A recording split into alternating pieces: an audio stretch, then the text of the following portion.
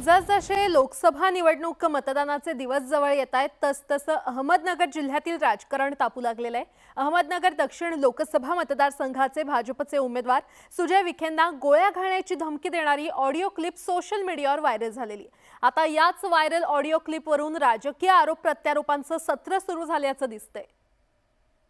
कोल्हापुरी कॅटेगरीचे काम चालले, कळस पाडेल रस्ता दिलाय, नांदूर रस्ता दिलाय। तुम्ही कॅटेगरीचे बोलले नाही, आम्ही त्याला गोळ्या झाडणार आहे। पण नेत्यांबद्दल जो गावात मध्ये बोलला ना ते ऐका ना, नेत्यांबद्दल जो गावात बोलल ना ते मारणार आहे, एवढं मात्र नक्की।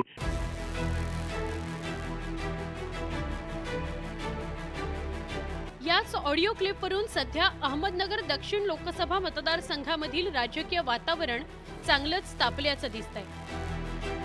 या व्हायरल ऑडिओ क्लिपमध्ये निलेश लंके यांचे समर्थक माजी पंचायत समिती सदस्य निवृत्ती घाडगे यांचा आवाज असल्याचा आरोप आहे।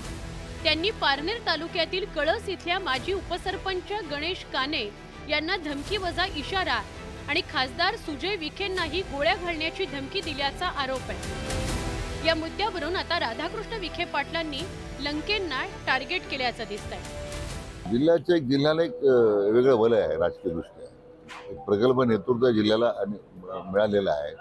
अनेक लोकांनी जिल्ह्याचं नेतृत्व केलेलं आहे।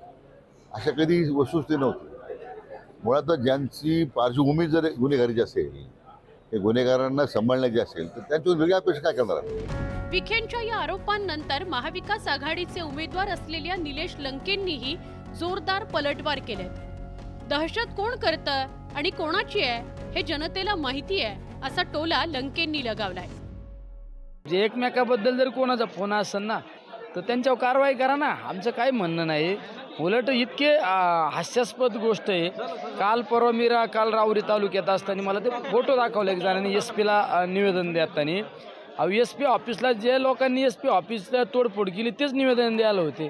दादागिरी दहशत करणारे कोण हे सगळ्या जगाला माहिती आहे ना। निलेश लंकेंनी राधाकृष्ण विखेंना टोला लगावल्यानंतर खासदार सुजय विखेंनीही मैदानात उडी घेतली। याचं उत्तर 4 जूनला मिळेल असं म्हणत सुजय विखेंनी लंकेंना उत्तर दिलं। असं वाटतं की अशा पद्धतीच्या खालच्या पातळीचं राजकारण अहिल्यानगरच्या जनतेने कधी पाहिलं नाही आणि हे आज लवकर समोर आलं। हेच वास्तविकता आहे, हेच खरं चित्र आहे आणि हे खरं चित्र जनतेपुढे आलं आणि जनता आता 13 मेला याचं उत्तर देईल, जे तुम्हाला 4 जूनला पाहायला मिळेल। या आधीच्या अहमदनगर जिल्ह्यातील निवडणुकांमध्ये राजकीय दहशतीचाच मुद्दा चर्चेत असायचा।